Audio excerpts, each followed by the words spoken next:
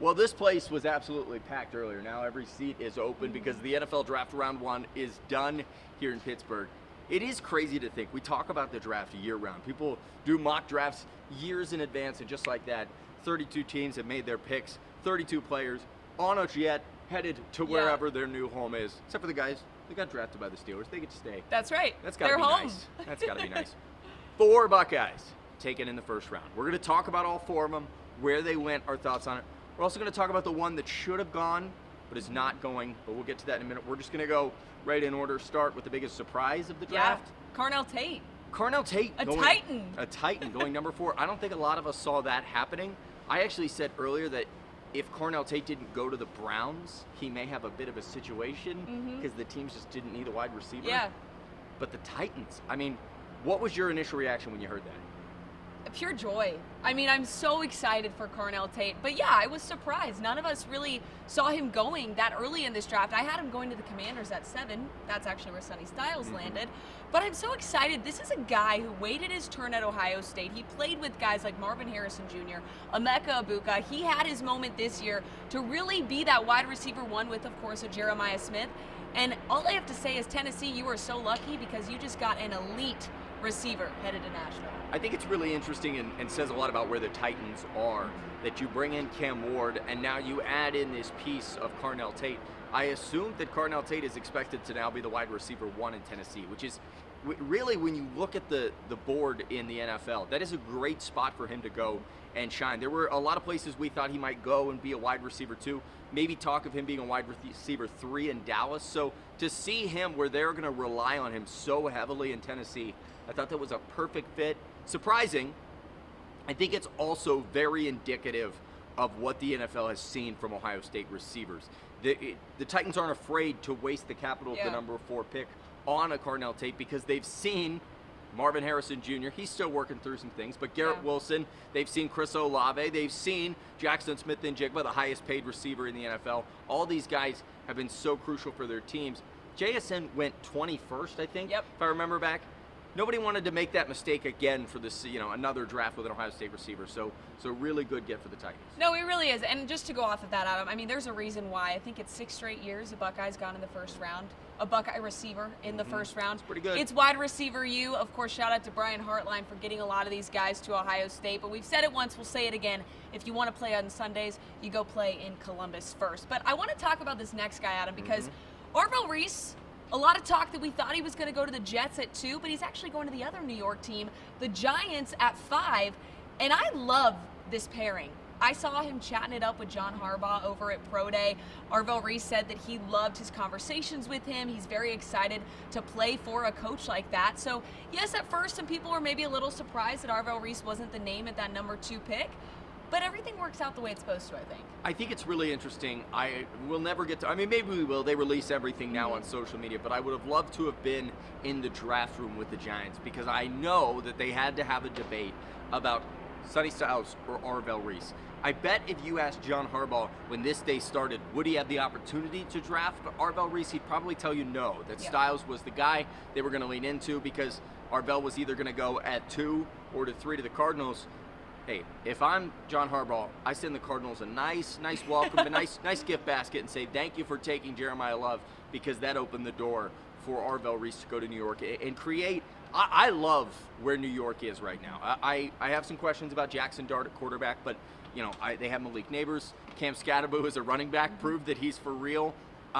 So this is a contender on the rise, and so for Arvel to go there, I think he's one of those guys that in a couple years is going to be an all-pro guy, and we're going to say, wow, I can't believe this man only played 1 year at Ohio State. That's what I was about to say. It's kind of crazy that we're talking out loud that he was the 5th pick in the NFL draft, and he really played 1 year as a Buckeye. If he made that kind of impact in Columbus in just 1 year, y'all better watch out what he can do in the league. So I'm excited for him. The Giants. Y'all better watch out. Y'all better watch out. Mark that down, circle it, write it down. It's true, because the Giants just got pretty lucky, but his right-hand linebacker, Sonny Styles, not far behind him, 7th to the Commanders. Yeah, I like that.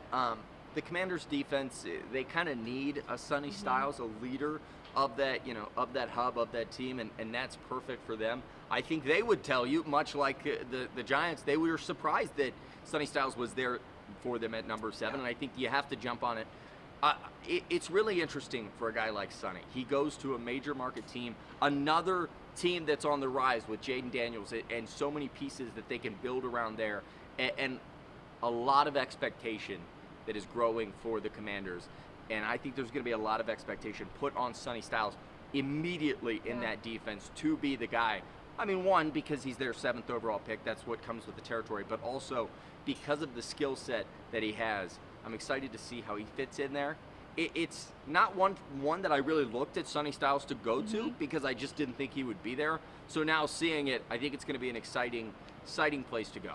Yeah, and I think for Sonny, you want to be on a team where you are really going to make that immediate impact, and I think you hit it right there, Adam, that the Commanders are that team for him. I really think he can get out there rookie year and really make a difference. So I'm excited for him, and of course, you know, it wasn't, like you said, I kind of figured maybe Dallas would trade up with Cleveland and they would snag Sonny Styles, but not far behind. Well, I just want to talk about the steal of the draft, and I'm not saying anything groundbreaking, but the fact that the Dallas Cowboys got Caleb Downs with the 11th overall pick, I don't know how we got here with Caleb Downs, but this is a guy who's going to be a Hall of Famer. He is arguably the best football player in this draft. Yet, I get it, in NFL, you don't pay high for a safety, and there's no reason to reach, although the Cardinals would tell you they just paid a lot of money for a running back, and that's never been a thing before. So I cannot believe that the Cowboys were able to sneak up and grab Caleb Downs there at 11. I think it's going to be an amazing fit. I love what he said in the post-game room. His brother told him, he said, we play the Cowboys this year. He said, well, it's going to be bad for you guys. That's, sorry about it. It's crazy to see him fall that far. And by that far, I mean 11th overall. Still pretty impressive. 4 Buckeyes in the top 11. But, boy, I just don't know how we got here with Caleb Downs, because I think there are a lot of NFL GMs in 6, 7, 8 years that are going to say, how did this guy not go 1, 2, or 3 overall? Jerry Jones is a very happy man. That's all I have to say. But I think the story of this entire night is the fact that you've got Arvel Reese to the Giants, Sonny Styles to the Commanders, Caleb Downs to the Cowboys, and guess what? They're all in the NFC East, and guess what that means? Some battles out there in the NFL. So I asked Arvel about that. He kind of laughed. He said, there's no bad blood. We're all brothers here. We're all sharing this moment together. But that's what you love about the draft. You get to cover these guys through college. Then they get to face each other. Some of them share the same team. I mean, Sonny Styles gets to be with Scary Terry over with the Commanders. That's pretty fun. So it's really exciting for these guys. But, Adam, I could not agree more. Yes, we have a lot more draft left, but steal of the draft, maybe the whole draft, Caleb Downs to the Cowboys. Well, somebody's going to get a steal in the 2nd round because Kaden McDonald did not go. K-Mac was not chosen in the first 32 picks, which is it's a little surprising to me. I think, it's a little surprising to Vegas. They put odds on when players will be drafted. He was projected to go in the 1st round by all accounts right there about 28 to 32. I said on 97.1 The Fan that I would eat a ghost pepper on radio if he didn't go in the 1st round. Get that pepper ready. That's how confident I was. Yeah. Now I have to go find a fake ghost pepper. Fake? No fake. That's not allowed. I don't know how this is going to go then. But somebody in the 2nd round. I don't know if he'll be the first off the board. I don't know. It now really works into what teams need. But somebody is going to get an absolute steal with Kaden McDonald. I hope he sticks around. He made the trip to Pittsburgh. He did. I hope he sticks around for tomorrow to get his moment to walk across the stage. I think guys should always do that if you make that. It's still a special moment to be drafted in the NFL. So for K-Mac, it's not the night he wanted, but he's going to have a long NFL career, and that's the important part. And you know what? The kind of guy that K-Mac is, he just loves seeing all of his brothers out there having their moment. Of course, he's waiting his turn, and he will have that moment as well. But I want to say something, and I know it's easy for me to say because I am not a football player going to play in the NFL. At the end of the day, where you go in the draft really means nothing. Look at Tom Brady, the greatest of all time, Mr. Irrelevant. At the end of the day, again, people could have problems with what I'm saying, but I'm saying as a general statement. You did just nitpick the one player of all time. But I understand your point. No, but it's a point.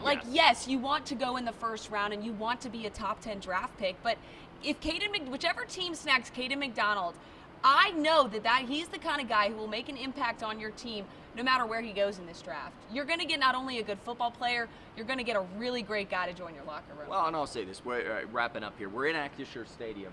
And there's a defensive player here. He wears 33. His name's Jack Sawyer. He was not a first-round pick. He has been a great addition to the Steelers. There are so many guys. You look over in Indianapolis with JT Tuimoloau just last season. All those guys were not first-round picks. Will Howard may very well be the starting quarterback in this stadium this year. Not a first-round pick, not a second-round pick, not a third-round pick. Still making an unbelievable impact. These guys know it. Draft day one, though, it is in the books. It is. It was very exciting here in Pitt. I like the outdoor draft with, like, you know, having all the fans. Oh, They used to do it in Radio City Music Hall. I know. This is a newer thing. Yeah, I like it a lot. I'm a big fan. It's great vibes. She is Nicole Shearin. I'm Adam King. We are going to head back to Columbus, but keep an eye on round 2 to see where Kaden McDonald and a lot of other Buckeyes go. And you keep it on 10 TV, 10 TV Plus, and 97.1 The Fan for all your Buckeye coverage.